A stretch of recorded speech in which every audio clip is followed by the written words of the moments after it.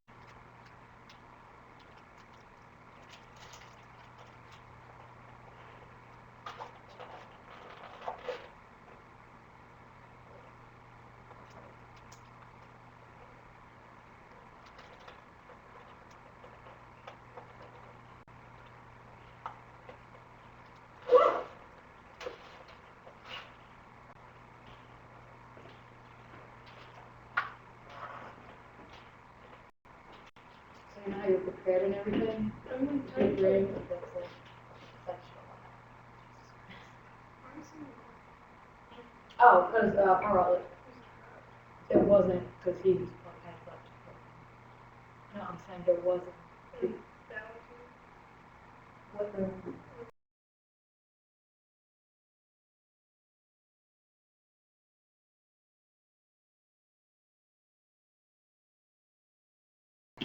In the door aisles. I think I'm gonna share it like I've been sharing this all day. I think I'll just say here. You can say my name. It'll be clear. And your A number? You should just text all those things to me right now. You should text all those things to me right now. That's all what means. Your name and your A number.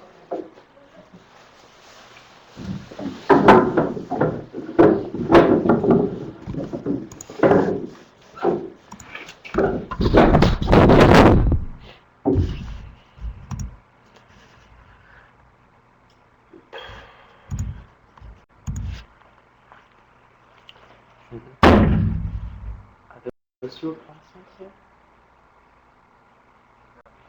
No? Then who are they? Oh.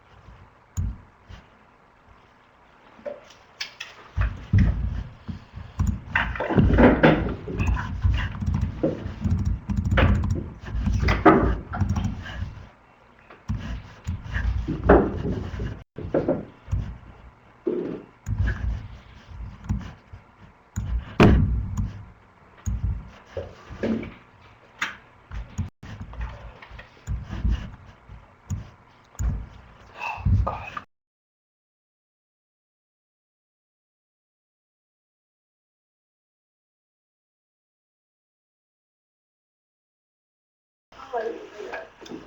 Did you study the other way?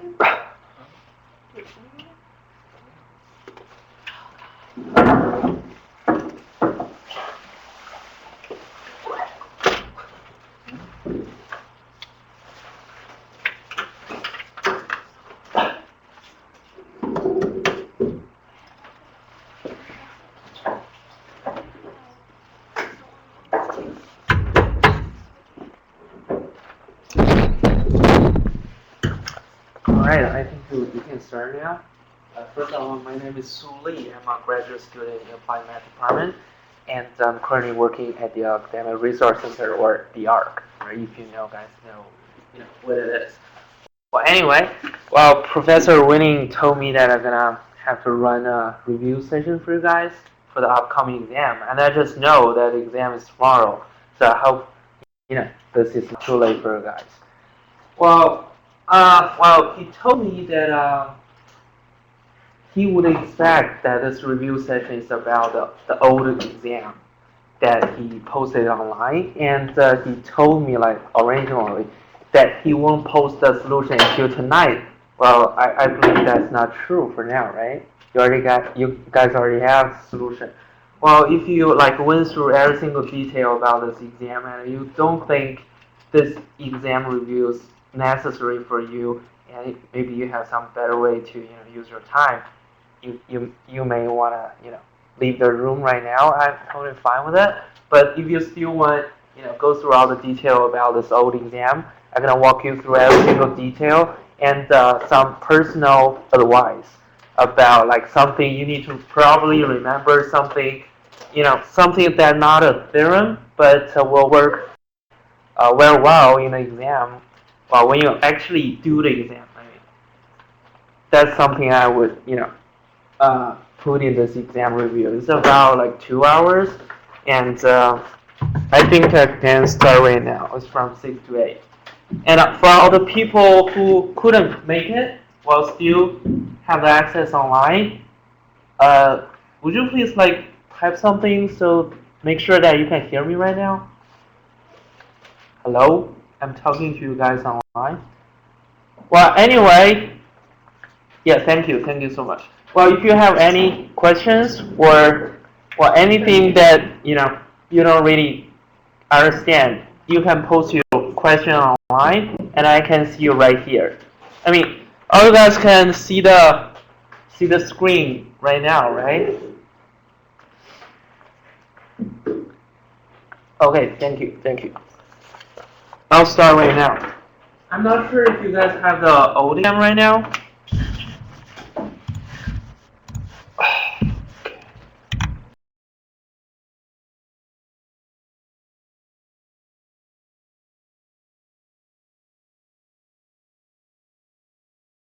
Professor Winning gave me. I got starting from the first one. And this exam is about chapter 12 and chapter 13. And it's maybe about a generalization about what you learned before, well, generalizing to the space. So now we have a 3-dimensional space instead of 2-dimensional we worked before. So now, as you can see, the points here are they have 3 coordinates. Well, here the point P here can be represented using 3 numbers, Q negative 3, 5, and Q is 4, 3, 1. And using that kind of information, we can do a lot of things using them. So, I mean, did you guys actually work on this exam? All of you guys? Okay, then, sure. Well, that's really not my plan. Well, anyway, I'll give you guys maybe 5 minutes to work on it, and if you already have the answer, you can tell me directly, alright?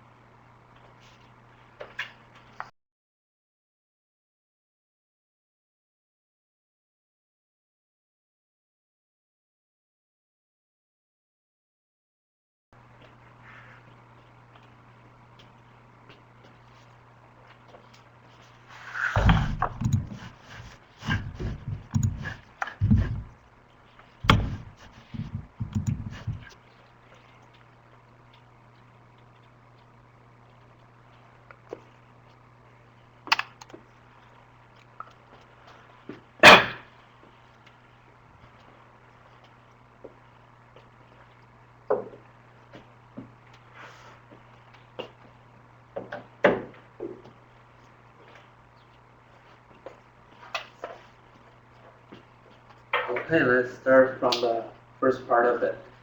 I mean, first part of it is pretty straightforward. We ask you to draw a standard XYZ coordinate system and plot the points P and Q here. While we already have the coordinates, for the thing here, maybe it's a little tricky to draw a three-dimensional plot. Well, as you can see, it's a lot harder to draw it in here, so I'll just give you some ideas, right? I'm pretty sure that all of you can draw this kind of thing. So we have XYZ axis, right? We can put some unit on it, like this one, well, this kind of length is 1 unit, then we put 1, 2, 3 probably, and this one 1, 2, 3. Also, we should consider the case that is negative number, so a little bit more here, a little bit more here, and also here. Also, the unit for the z-axis, something like this. So for the P point, on the x-axis, is starting from the origin, goes 2 more units here on the x-axis, right? And then we know that on the y-axis, it's moving backward 3 units. So you have to move parallel to with the y-axis here and move backwards by 3 units, right? So 1, 2, 3. Well, I'm just giving you an idea. It's not like exact. I'm thinking that Professor may not expect you to draw a very accurate plot. Just makes sense, right? And then you have to move upwards because that's the z-axis here, and move upwards by 5 units. Probably somewhere here, right? That gives you the P point here. Okay.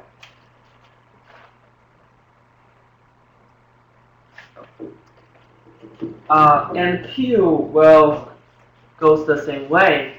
Well, starting from the origin, goes along the x-axis and by 4 units, right?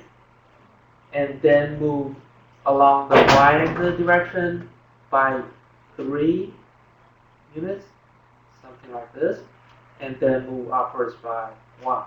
Probably something here, right? I mean, if you have a ruler, or you can make it more accurate than I do. All right. But I think that's not the point. Basically, if you have the coordinates, you can draw a picture like this. So the second part determines the equation of the sphere for which the line segment PQ is the diameter. So for a sphere, there's only 2 things you need to know. Where's the center and where's the radius, right? So for a line segment PQ, we already have the coordinates for P and Q. What is the center for this sphere here? Okay. All right, it's the middle point, right? So, I mean, we already draw a picture here, but in general, if this is P, this is Q, then if we using PQ as a diameter, then the center is the exact middle point of this line segment, right? And what is the coordinates of that point? How can we find?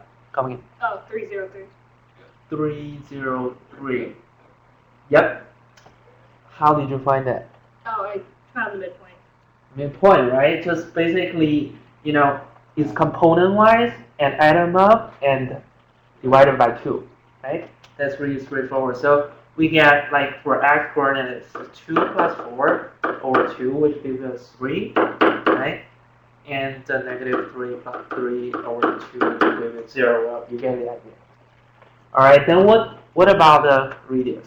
That's another parameter we need to determine the sphere. 1/2 of the distance. Right, it's the 1/2 of the distance. As you can see, when we chose the middle point of PQ, we can separate it in half, right? And then each one of them will be the radius. And that is how we define the diameter, right? The diameter is actually twice the radius here. So how can we find the distance between P and Q?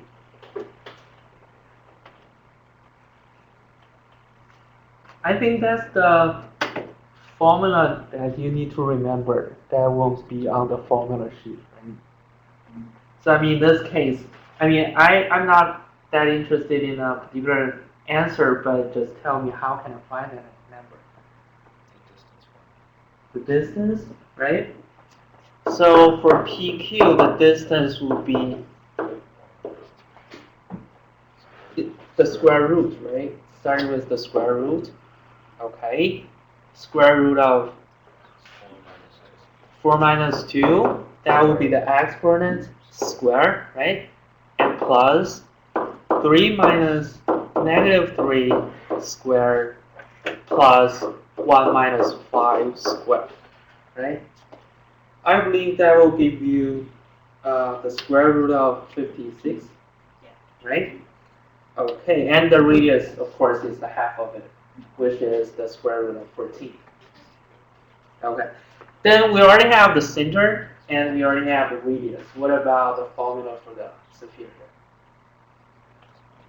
Just like what we did in the two-dimensional circle, is like the counterpart for the three-dimension. Is x minus x0, which is 3, right? 3 squared plus y minus 0 squared plus z minus 3 squared equals to 14, right? Well, another way to look at it is really if we take the square root of both of them. This left-hand side gives you the distance between the center of any particular point, x, y, z, and the right-hand side is actually the radius. So this is actually the definition of what superior is, that all the points that has the same distance as this center here, with the radius square root of 14. Alright?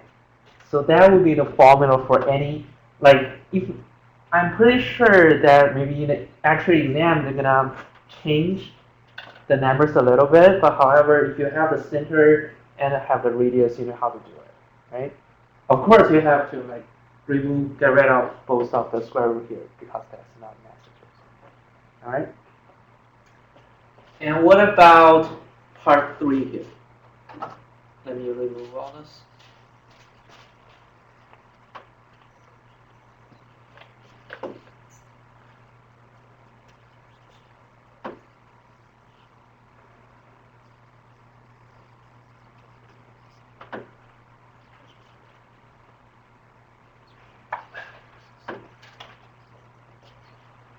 Okay, the part 3, determine parametric equation for line L. Well, here here comes some definitions. So the first thing I need to like clarify is what is the parametric equation, or what is called the vector equation, or probably what is symmetric equation. And they're kind of confusing, but they're related somehow, right? I mean, maybe. Do we have to like separate them, or like for this one, is it okay if you write it as a vector equation? I would say no, right? So probably you need to like separate them, like really know what is a parametric equation and what is the vector equation, right? So what is the vector equation here? Like in general, what the form of it? Anybody know? R0 plus Okay, you start with the starting R. with the variable, yeah, right? R, right? position, Yeah, equals to R0 R naught plus VT. TB, right? Yeah, VT, that's right. So this is basically the general form for a vector equation. This will be it's called position vector, right? Of like a starting point or a particular point that's on this line. And this V would be the direction. While the counterpart for two dimension would be the slope, right? It gave you a point and a direction for this line. That will uniquely determine a line in like three-dimensional space here. So T is basically a parameter here. It can be like starting from well, we'll deal with this in the first part. All right. That would be the general form for vector equation. What about the parametric equation here we want? So basically, it's kind of like writing out each component, right, of this vector equation. Yeah, it's like x equals to x naught plus at. Well, you know what that means. This is the x component of r. This is the x component of r naught, and this a will be the x component of v, right?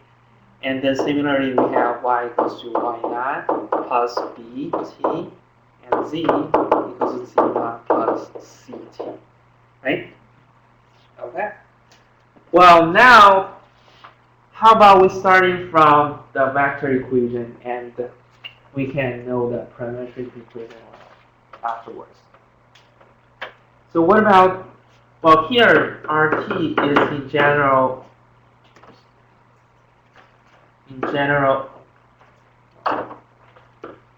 x, y, and z. And what about R naught t here? We can use any one of them using as the starting point, right? So how about we use p here? That will be 2, -3, 5, right? And then what about the v vector here? It comes from the PQ, right? This V here is gonna be parallel with PQ, right? So what is the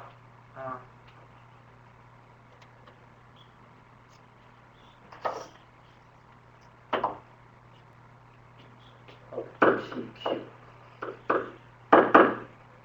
What? That's incorrect. I'll show you.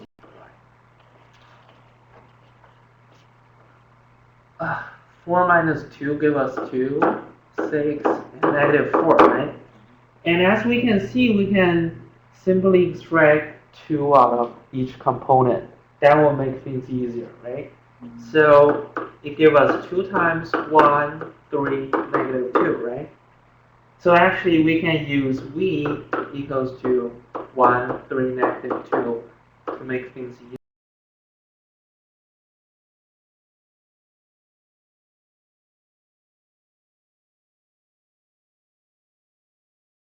As R equals to R naught plus TV.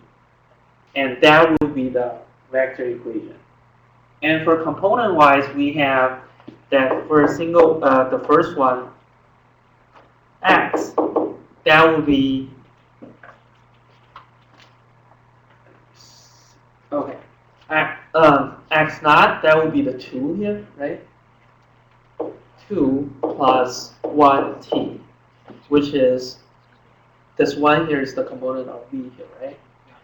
And Y equals to -3 plus 3t, and Z equals to 5 plus t times -2, right? Or I can write it as minus 2t. And that will be the parametric equations here. Why it is the plus before the t?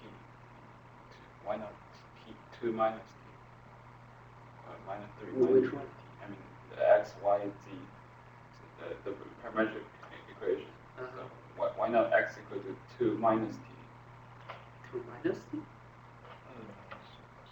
Because the point is a positive, so it's going to be plus 2. Okay. Alright. Right? Okay. We have we can absolutely using 2 minus t here. But the v is gonna be negative. We have to put a negative sign right? For every single one. Okay. Well, let me just add another question. What about the symmetric equation here? What's the symmetric equation?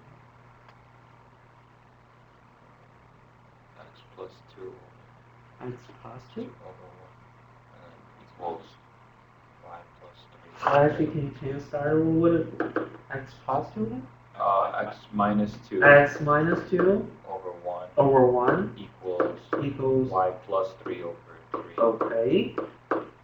equals 5 z minus 5 over -4. Okay. Well, basically we eliminated the parameter here, right? and set them equal to 3 equations right here. That would be the symmetric equation. It's pretty straightforward. As you can see, you can start from the vector equation, and component-wise, you have the trigonometric equation, and if you want to get rid of the t here, you get the symmetric equation. That's how it works, right? And finally, give a give a position vector function r of t, which we already have, right? That would be the r of t here, and the parameter interval a and b. So basically, we have to find the corresponding t that give us those 2 points, right? What would that t be? Because for here, we're already starting from p here, so that will give us 0 without a doubt, right? So, I mean, if we write out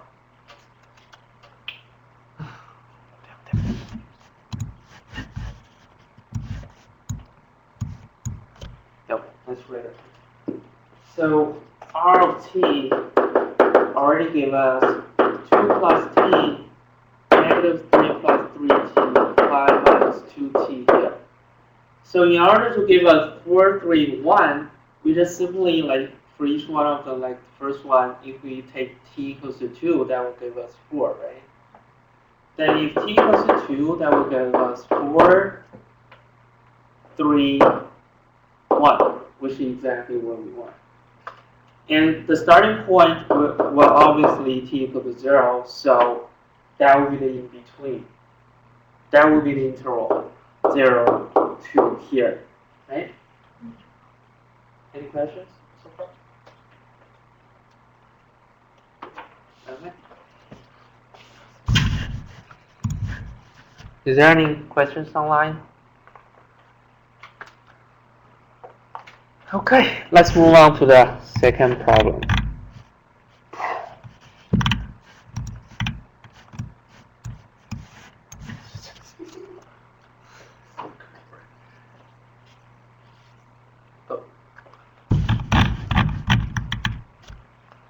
Okay, I'll give you give guys some minutes to work on the second problem. Well, basically, we have 3 points, and we want to know the plane that determined by these 3 points, and find a formula for that plane. And the second one would be find the area of that triangle.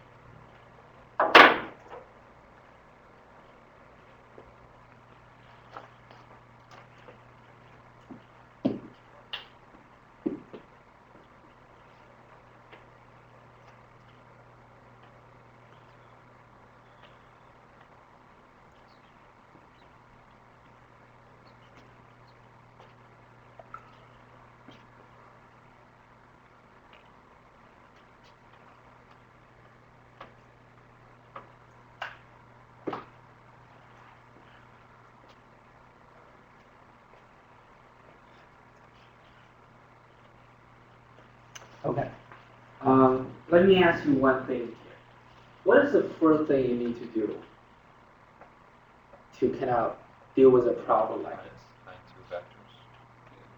Yeah, that would be correct. But what I'm suggesting is probably you need to draw a little picture to give you a little bit idea what those points are, right?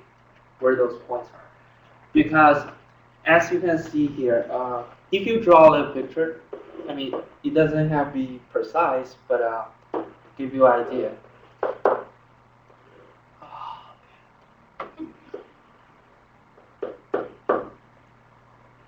Okay, then point A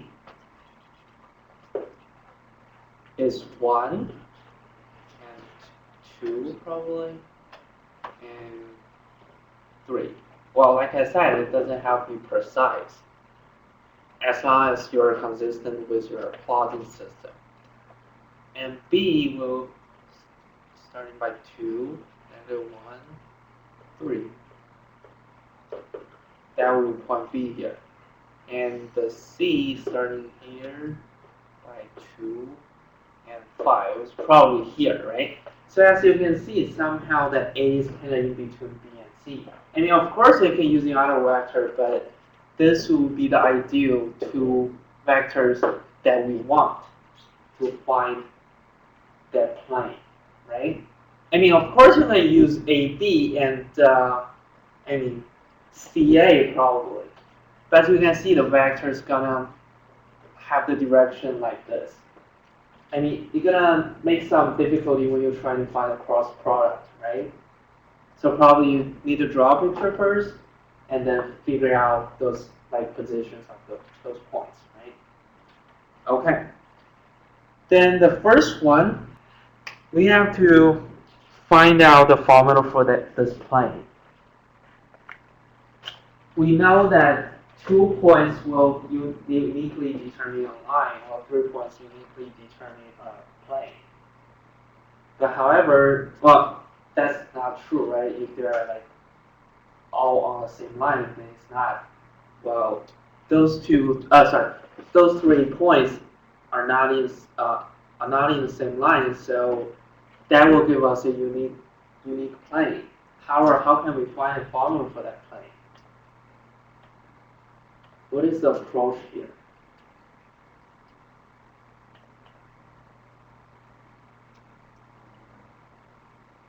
Find the two vectors. Okay, that we can definitely find the two vectors like AB and AC. Then what? And then we cross product. Why we need a cross product here? Because we need the line that's in between them, orthogonal to them both. Exactly, orthogonal, right? We want a normal vector, right? So basically, we need like a direction here that maybe come out of this page, right? Or maybe into this page. It really doesn't matter as long as it's orthogonal to this plane. Okay. Then we're gonna use we can use AB and AC here and use the cross product to find a normal vector, right? What is the components for AB? 1, -3, 0, right? And AC is -1, 0, 2. All right. Then how we find the cross product for this two? I mean, this is like a basic procedure, right? I mean, I cannot guarantee that there's gonna be a problem ask you to find the cross product of two vectors. So we write it as a determinant, if you know what that is. I mean, some people told me that the determinant comes from cross product, and I kind of think it is the other way. So IJK, that would be the unit vector for each direction, right? And then we write the component for two vectors. And then we cannot find the determinant here, right? What is the first number that there was? -6i, right? And then negative 2k, and then negative 3k, right? As we can see that all of them are negative, since we don't really care it's out of the page or into the page, we can take it out, right? So our normal vector can be simply as 6, 2, 3, right? Or if you stick with negative 6, negative 2, negative 3, it's still fine. Alright, then what? And we write the equation of the plane Right, the how. with another point A or point B or C. Sure. Okay, but only one point don't give us Point A. Point A. point A. Okay, point A is 1, 2, 3. Okay, then what? And it's 6 times x minus 1 plus. Where did that x come from? Where did the what come Where did that x come from? Because we're trying to. That's the equation of the plane. Yeah, that would be true, yes. I mean, I always kind of know you already know how to do it. Okay, but the underlying principle is, on this plane, every single vector is orthogonal to this vector here.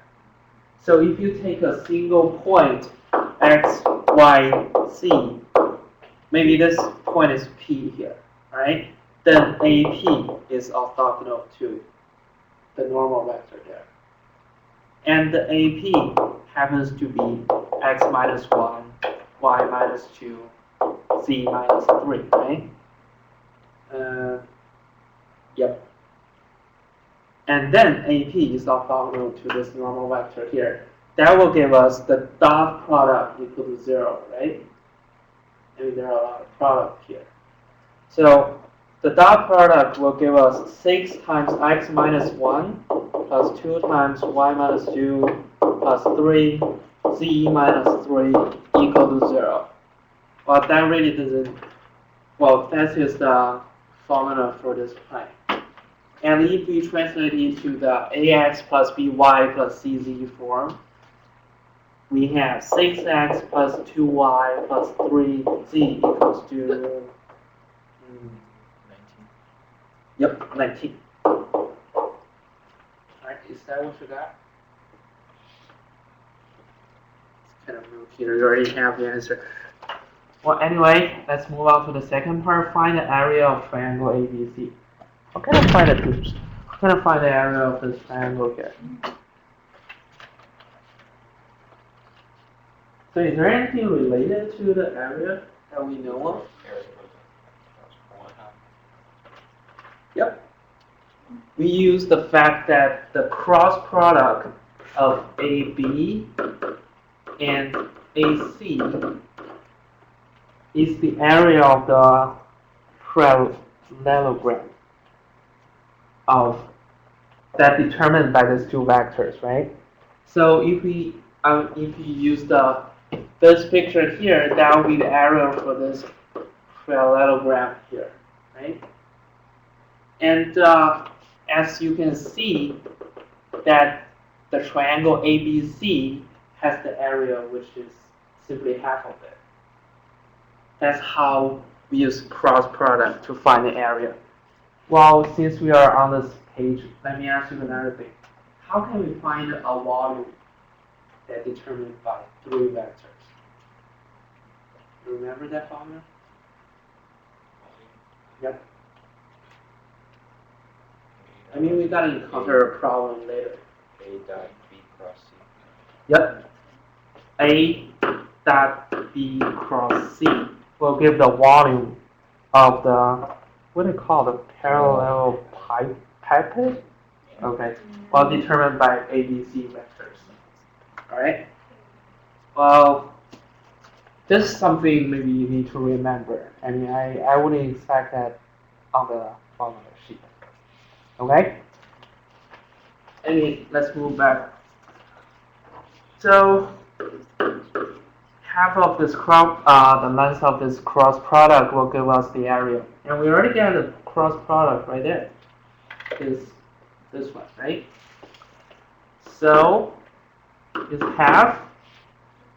Here we have the square root of -6 squared plus -2 squared plus -3 squared. Right? And that will give us 7/2, which is the area of the triangle ABC.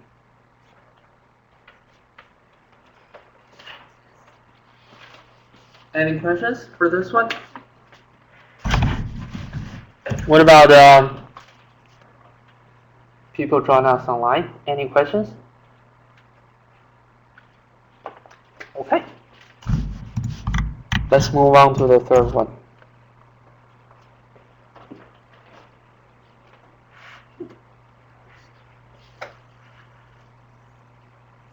I'll give you guys a minute to work on it.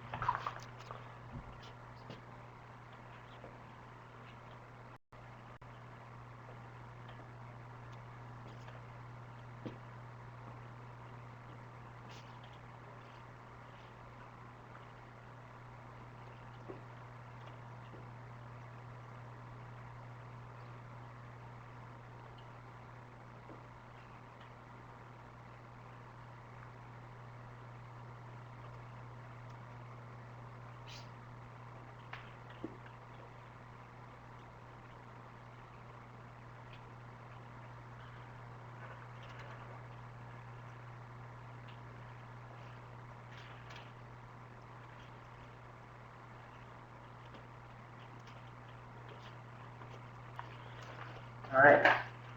I mean, the first part is pretty straightforward, right? We already have the component for those vectors. So, the multipliers, the scalar in front of it, just component-wise multiplication, right? So U here is 4, 0, negative 1. Then 2U will give us 8, 0, negative 2, right?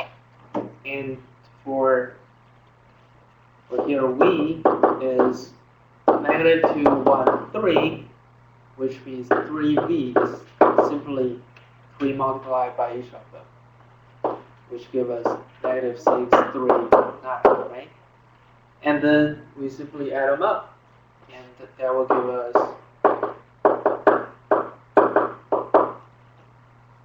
2, 3, 7, right?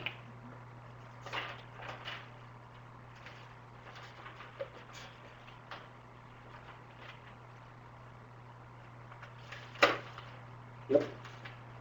Okay. The next one, find the unit vector in the direction of the vector W. This one is still not that hard. Okay, so we already have the W, which gives us the direction of that vector. The only thing we need to do is unify it. So, well, that would suggest we divide it by the length or magnitude of that vector, right? It's just simply W over square root of 1 square plus negative 2 square plus 2 square, which is the magnitude of W. And then that will give us 3, right? Mm-hmm. Okay. So it's 1/3 W. It is simply that every single term of W divided by 3. I'll make the details. Then the third part, find the angle between vectors V and W. Well, where can we find this angle here? I mean, the dot product, right? So by the definition, or not definition, but the way we find dot product that here we use VE and W is actually the magnitude, the product of those magnitude and times the cosine of the in-between angle, right?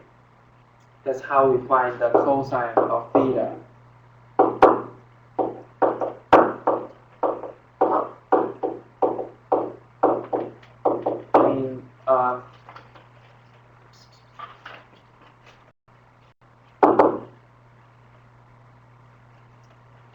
So basically this gives us a number, and we use the arc cosine function to find the actual angle there, right?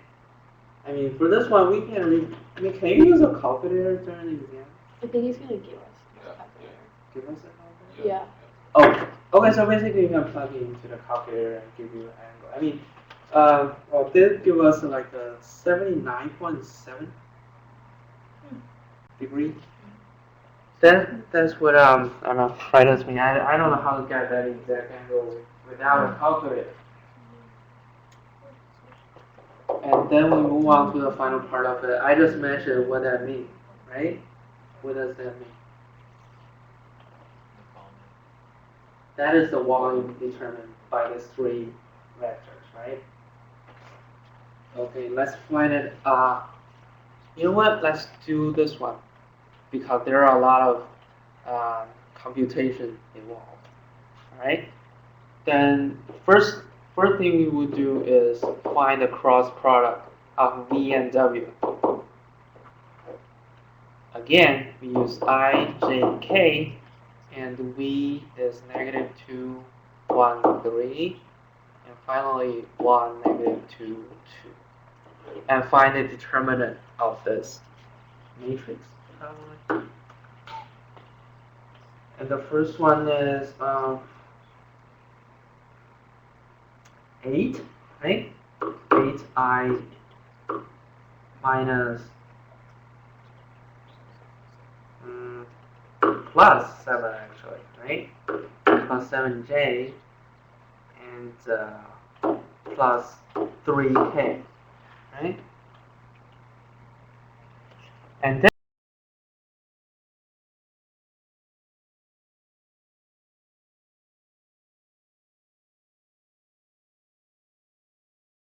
which is 4, 0, negative 1. Find the dot product is pretty easy, right? So dot product was 8, 7, 3. You simply find the component-wise product and add them up. So the first two give us 32 plus 0 minus 3, which is 29, right? Is that what you got? 29. Okay. And again, find the geometric integration of the value calculated. That would be the volume of the parallel pipette determined by U, V, and W. All right. Any questions? All right. Let's move on to the fourth problem. I mean, this one is, to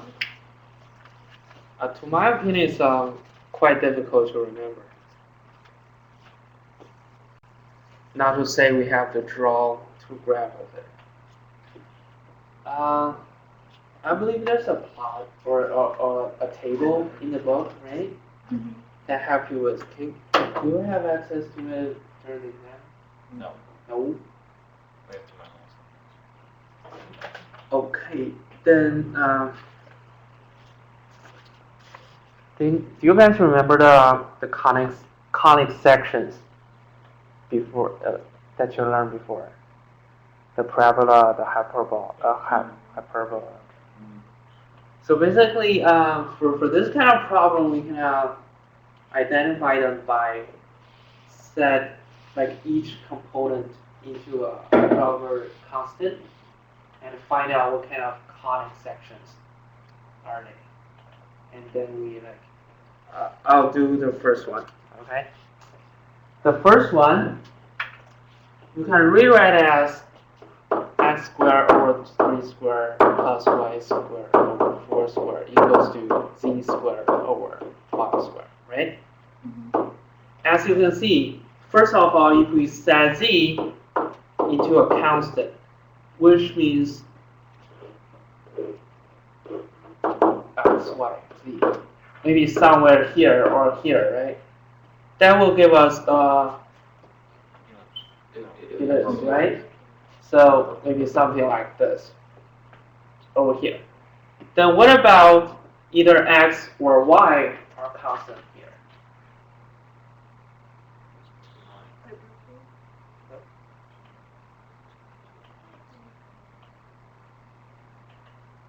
I mean, what if the x here is a constant?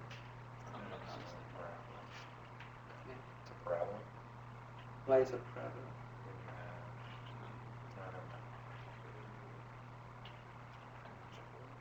It's a hyperbola, right? Well, let me write it down here first. I mean, this is a ellipse, right? And if we put a minus sign in between, that gives us a hyperbola. And then something like y equals to x squared or x squared equals to y, well, they're the same thing. Give us a parabola, right? You kind of have to remember those conic sections, those formulas, in order to determine what kind of graph here we have. Okay, so we already settled that if z is constant, we have an ellipse, and if either x or y are constant, we have a hyperbola. So here we have two hyperbola and one ellipse. What kind of graph is that? Or do you have a? Elliptic Yep, it's a cone, right? I mean, is there any other way to remember it? I mean, that's my way. Or probably you can like just remember that table, and this is one of the components in that table. And that would be a little bit harder to remember, but this is my way, all right? So find out the corresponding conic section, and for here, that's one ellipse, two hyperbola. That would be something like a cone here, all right? I mean, if I have to draw, that would be something like, I mean, as you can see here, if we set z equal to 0, then, z equal to 0, then both x and y have to be 0, right? Right? Because those are squares, they cannot be negative. So if the right-hand side is 0, then both x and y has to be 0. So that's why it's a cone here. Right? I mean, let's see the second one. It's the same thing instead of the right-hand side is a 1. So if we set z equal to 0, then it stays as an ellipse, right? It doesn't mean that x and y have, both of them has to be 0. So it's still one ellipse with two hyperbola. hyperboloid of one sheet. Yep, but we don't have a single point here. Instead, we have a ellipse there, right? With z equal to 0, which gave us a hyperboloid with one sheet, right? I'll try to draw it here. Okay, something like this.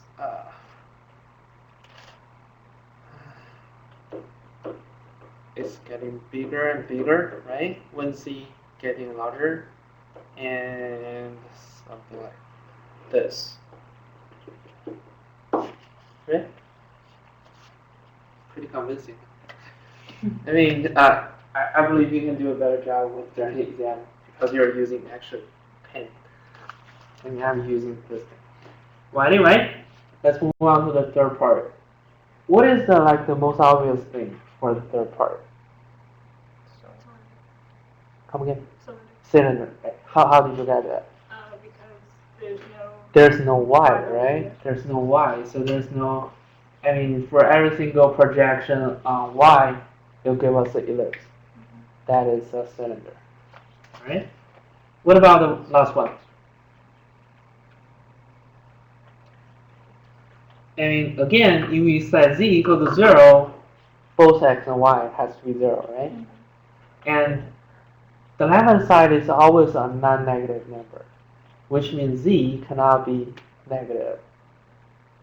So it only goes on the upper side of the xy plane, right? So whatever the graph is going to be here. Then, what is it? the parabola, Why? because there's an ellipse and there's two Okay. parabolas. Right. So when we set z equals to a constant, a positive constant, it will give us an ellipse. And when we set either x or y into constant, then something like z equals to y squared over 4 squared plus k, that's a parabola, right? So, well, anyway, it gave us a elliptic parabola, a paraboloid. Alright, I mean, there gotta be some other exercises in your homework or any exercise you have. I mean, there's no really, easier way to remember it instead of just remember it. Alright, probably do a little more exercises and you know better.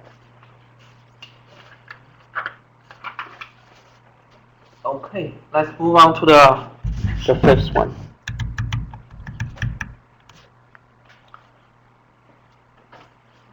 Again, I'll give you guys some minutes to work on this problem.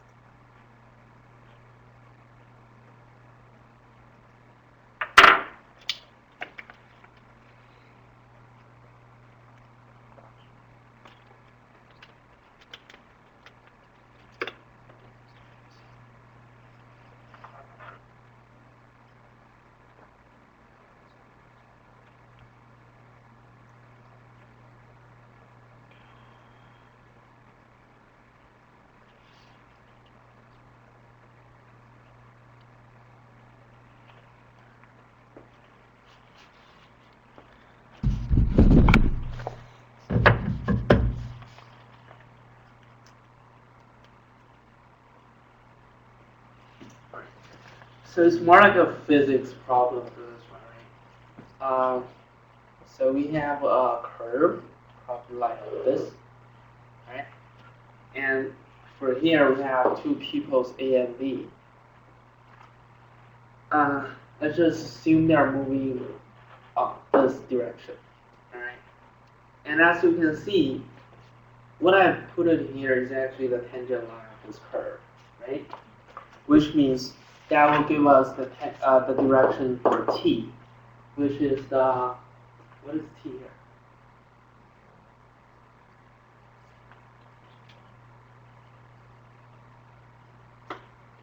What does t, capital T mean? Unit. Yes, the unit tangent vector, right? It gotta be the unit tangent vector. All right.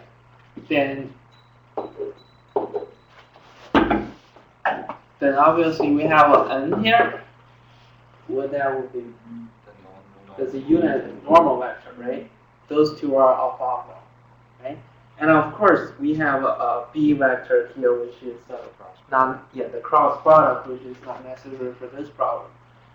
Well, anyway, for person A, we kind of want to find a force that this particular person feels during this process.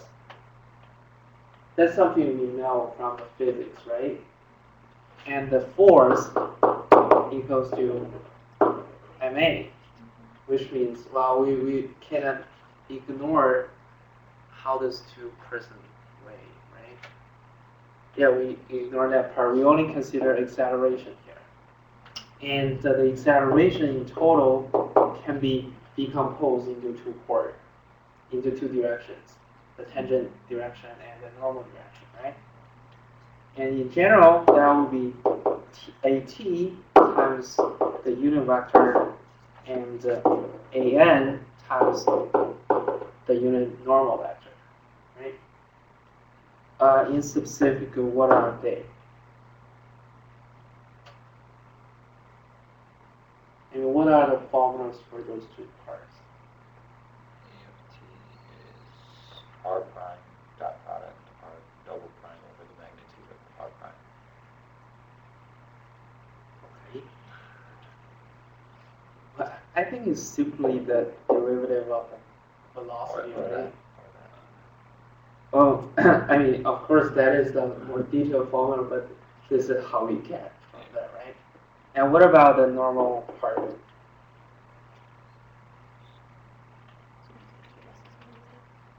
That would be the k, the curvature, times the v squared, right? Do you ever remember this, or is We in give a the sheet. formula sheet? Negotiate.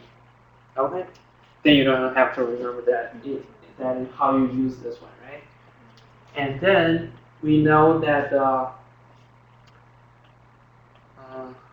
the curvature here is 3, and the velocity, the magnitude, the speed of A is actually 15, and the acceleration on the tangent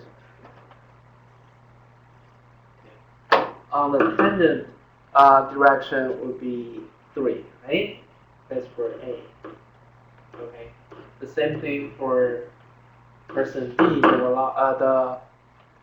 The speed is 30, and the acceleration on the tangent direction was actually with a negative sign before it because it's kind of slowed down, right? Which gave us the force that B person feels kind of like in the opposite direction as of person A, okay?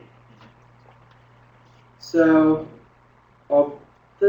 this problem didn't ask any like specific things.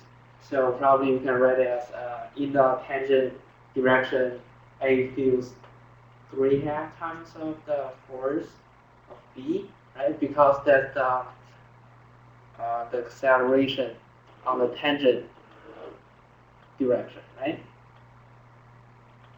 That will be the force that a person feels on the tangent direction, right?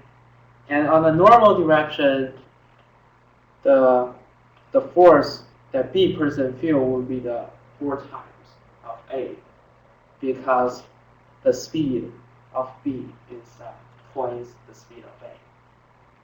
And we have a square here, so give us 4 times, right? I think that's what they want from this problem. Okay, for the next one,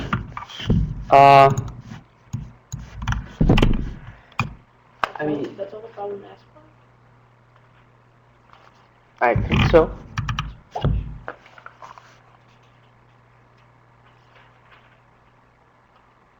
Yeah, I already draw pictures, so basically that's what they asked for, right?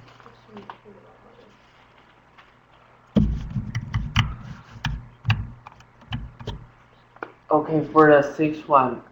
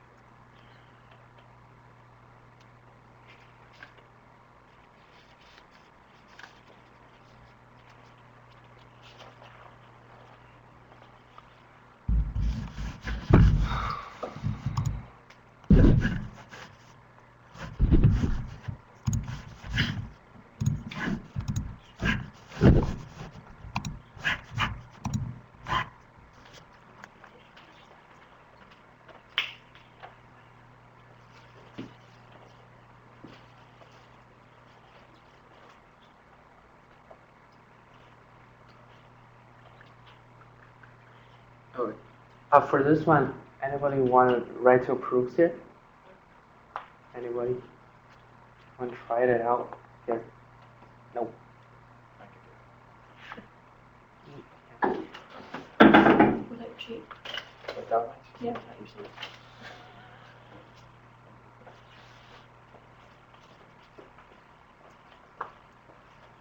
Thank you.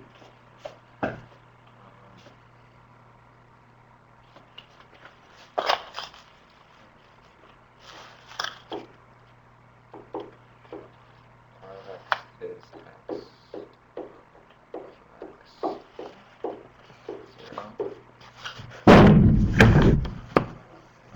The formula is what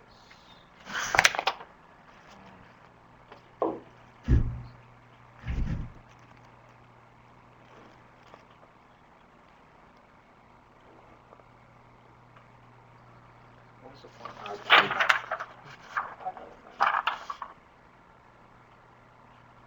Oh.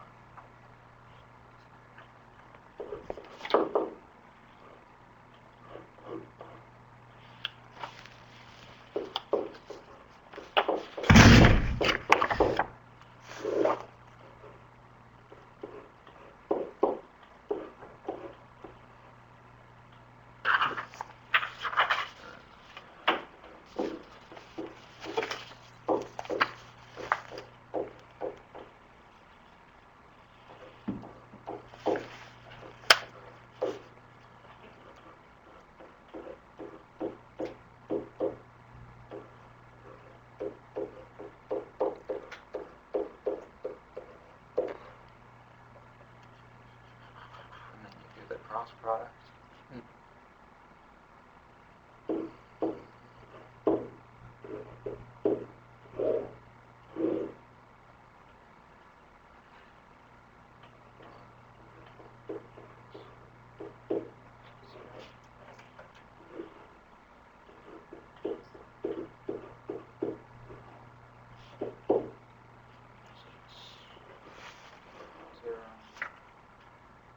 Zero.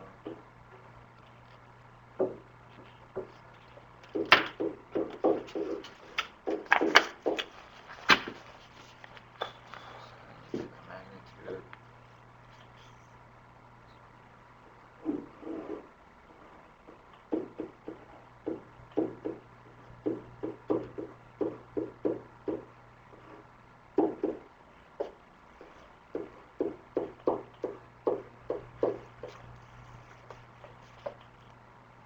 You can write it, yeah. So you get the top.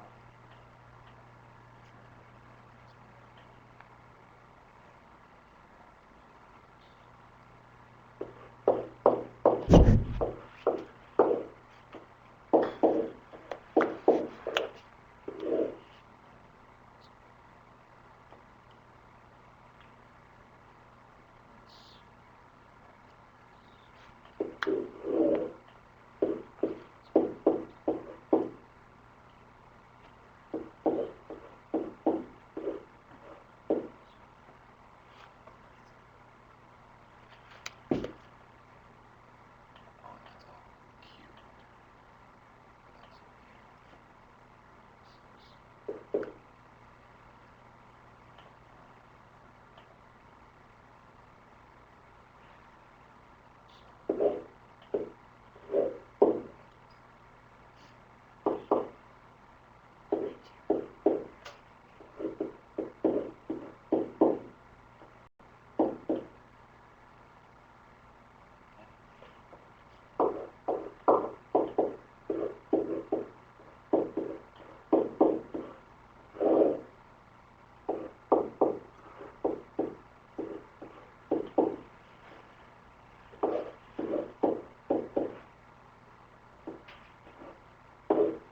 That's awesome. Yep. That's right. Thank you. It's pretty clear here, right? So it's pretty straightforward. As long as we have the curvature formula for starting like this point, I mean, we can use our formula of course, but that will make it kind of very hard. all those derivations. So we use x here as a parameter, right? And we write it as, component-wise, x, f of x, 0, because there's really no third dimension, right? And then we find the corresponding first derivative and second order derivative, and then we find a cross product, and then, basically we plug in every single term, we get a result, right? And here, I have some other exercise to ask you to prove, which I think probably you need to remember in order to work something out. Can you show that if the magnitude of a vector matrix is a constant, then R prime T is orthogonal with RT. Right? I think this is something you need to know, because if you can remember the assumption that we made for this unit tangent vector is T is actually orthogonal with T prime, right? That is based on the fact that the magnitude of T is 1. This all comes from this proposition here. So can you prove that? I mean, if the assumption is this one, if the magnitude of this vector function is a constant C, then the derivative is orthogonal with its original vector function.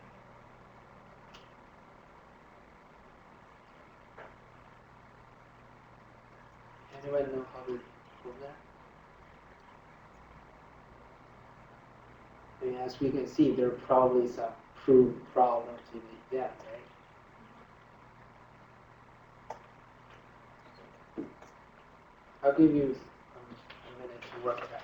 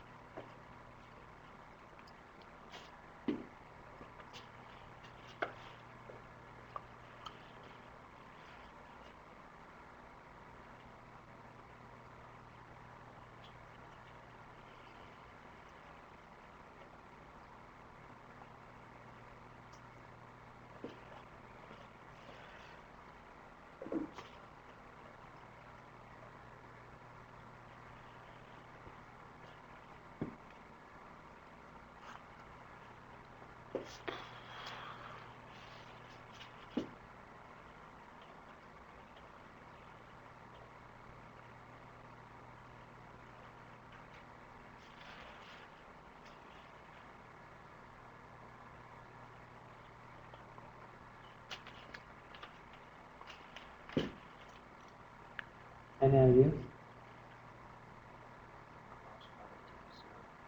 Would the cross product be 0? The cross product equals 0? What is that? Because the dot product would be parallel.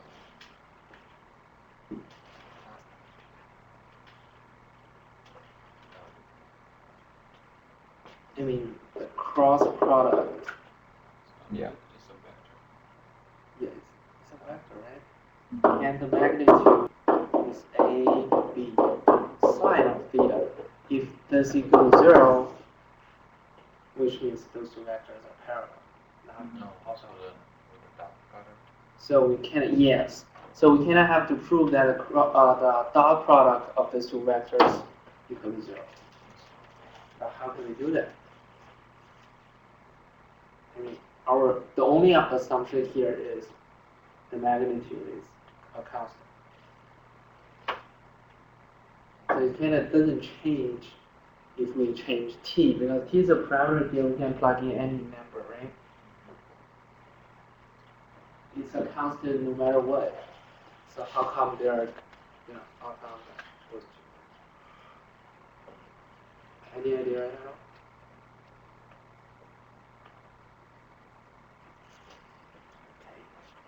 Well, But like the calculus we learned in the calculus one probably. Yes.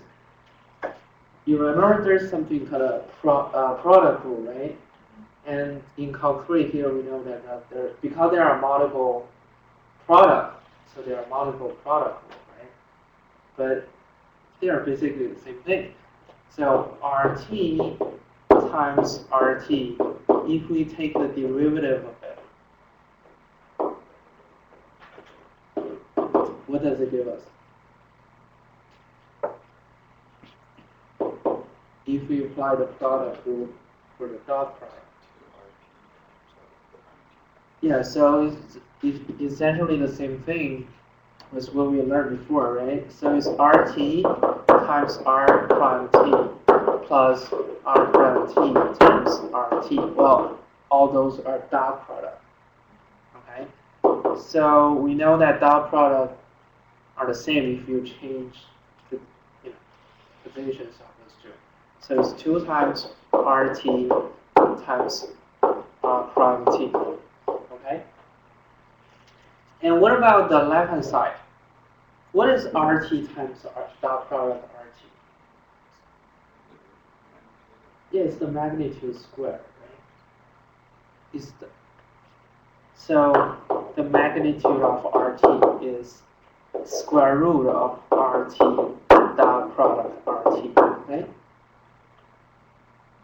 So RT dot product RT is the magnitude of RT square, which is C squared, which is still a constant.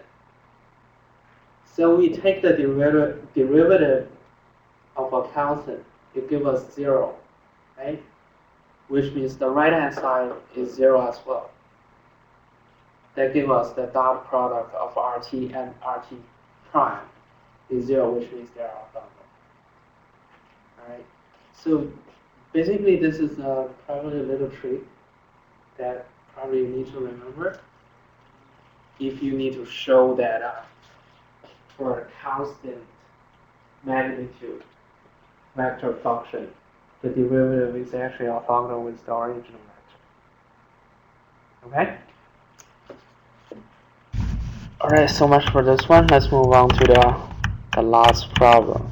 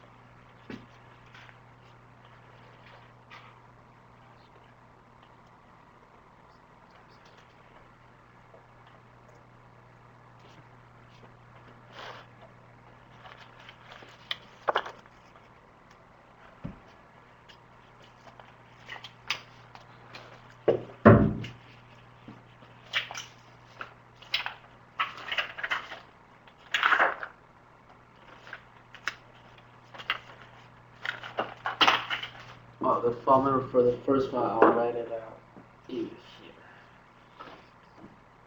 The curvature is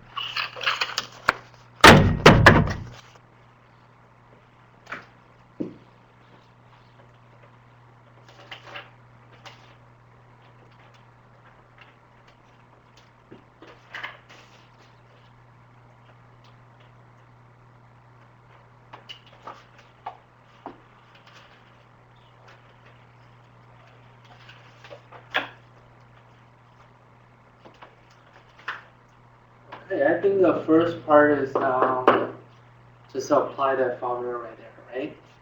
The first order derivative is 3x squared. The second order derivative is 6x.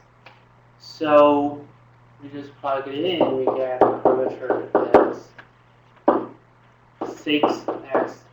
We take the absolute value of it. The bottom is 1 plus 9x to the fourth. 3x, right? Okay. And for the second one. Before we actually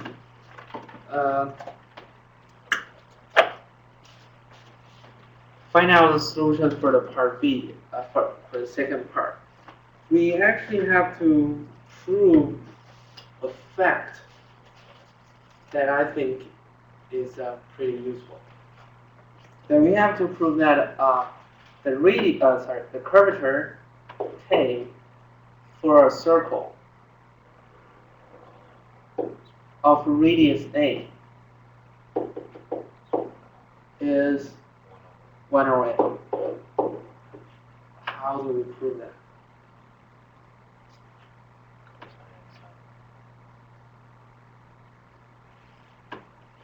Well, I'll give you guys a little bit of time to think about it.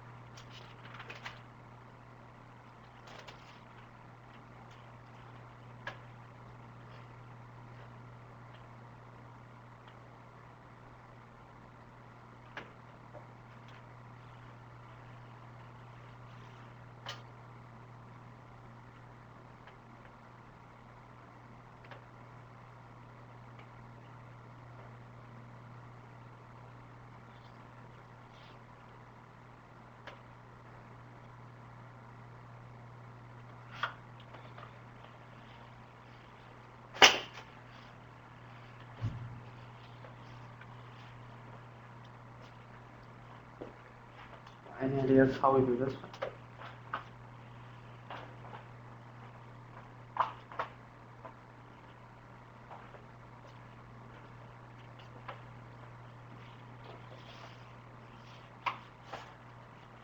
Okay, let's start with the formula for a circle, alright? For a two-dimensional space, what is the formula for a circle? I just assume that center is the origin. Okay, so it's x squared plus y squared equals to a squared, right? A is the radius here. So, well, actually, this one works well, but we can use it here. We have the use of parametric expression of a circle. Alright, that would be x equals to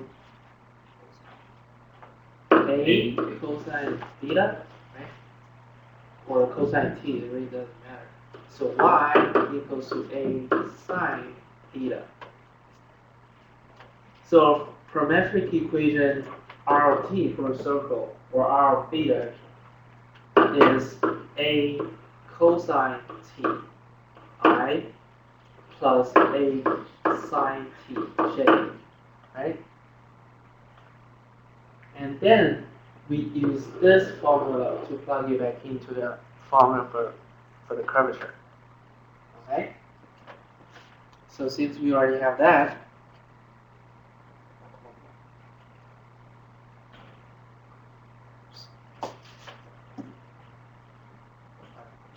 so our prime t will be negative a sine of t I plus a cosine t of j. Alright? Then the magnitude of r prime will be the square root of negative a sine t squared plus a cosine t squared, which is simply a, right?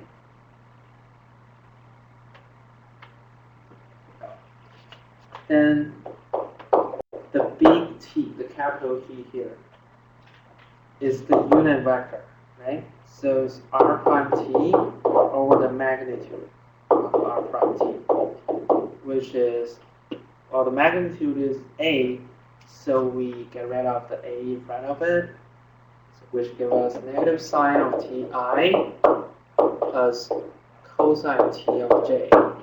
And without saying it's a unit vector, so the magnitude of big T is 1. Right? But because the magnitude of big T is 1, so we know that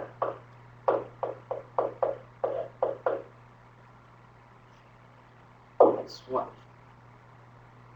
And we have the formula for the curvature is k equals to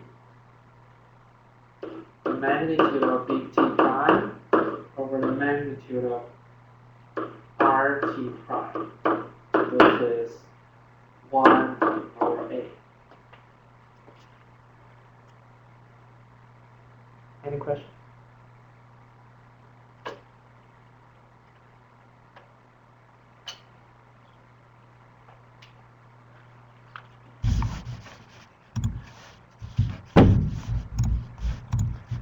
Okay, now we can work on this problem here. Determine the radius of the circle curvature for the point 1, 1 on the curve y equal to x cubed.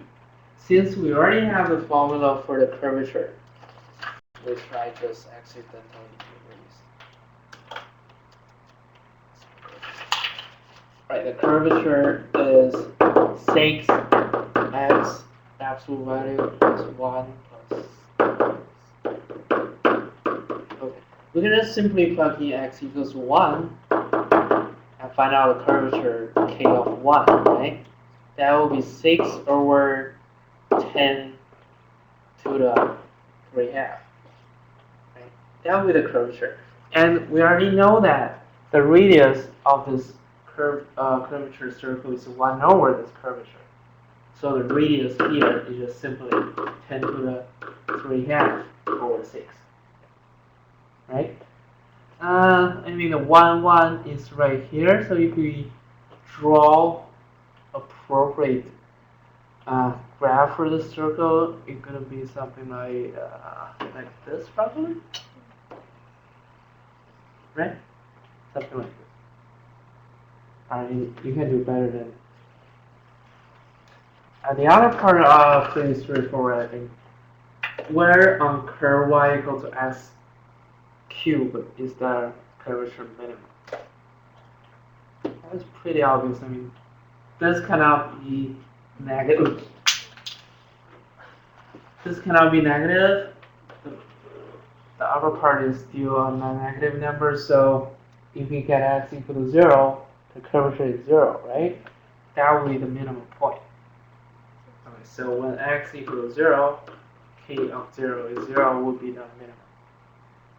Then what about the maximum?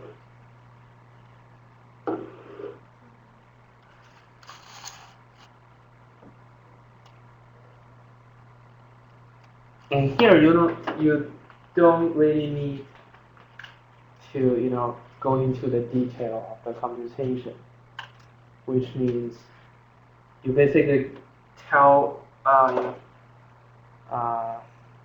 give us a strategy how you're gonna find the maximum, and that's it. So basically, it's no longer a Calc 3 problem. I think it's a Calculus 1 problem for a polynomial or for a rational equation. How we can find the maximum or minimum of a function. Basically, we take the first order derivative and set it equal to 0, and take the second order derivative to find out those like concave down, concave up, right? To confirm that that would be a maximum point. And that be all.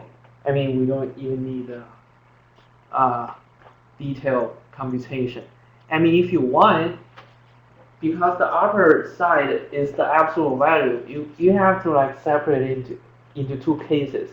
When x is positive, you find a derivative, and when x is negative, you find a derivative, and perhaps you're gonna find some detailed problem. But that is the basic strategy.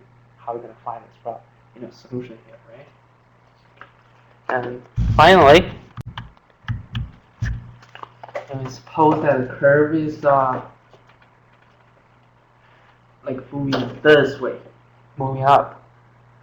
So draw the T and B reference frame. Okay. So let's say it's probably here. Q negative 1.8 negative 1.8 Q. Right. Since it's moving upwards, so the tangent direction is something like this, right? That will be T. And the normal direction, normal vector would be orthogonal to the tangent line, right? And finally, the B here is just simply the cross product. B is the cross product of T and N. And what about the direction? How can we determine the direction of B?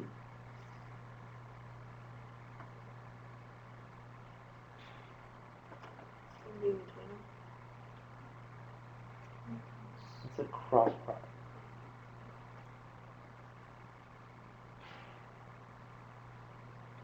How we determine the direction for a cross product? Any ideas?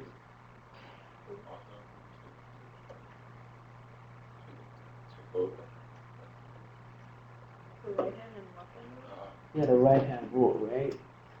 So it goes like this, so it's kind of like into the page, right? Starting at T and N, so starting from T goes to N, so it goes like this, right? Alright, so the direction for B is into the page, and the magnitude, of course, is the magnitude of this cross product. You get it? I mean, the right hand starting from T to N, right? Okay. Alright, I think that'll be all. Is there any other questions?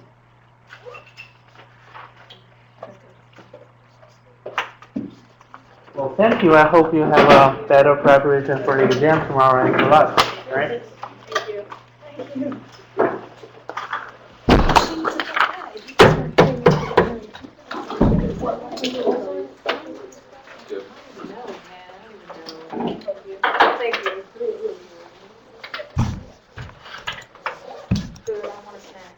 update on the system. Yeah. I was gonna go read it, but then I was like, I have too much stuff.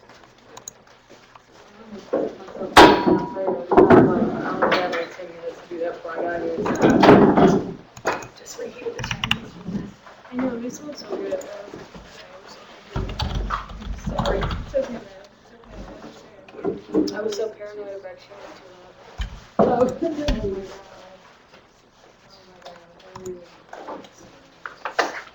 This movie melted, but luckily it was so thick that it's still like one of No those problem. naked I movies. mean, when someone passed the, Oh, I haven't. I accidentally added, I had to add like 7 more blackberries because they were all stuck together. And it came out with like really awesome consistency. It was delicious. Some of the future having extra blackberries every day. You're gonna do it. Yeah.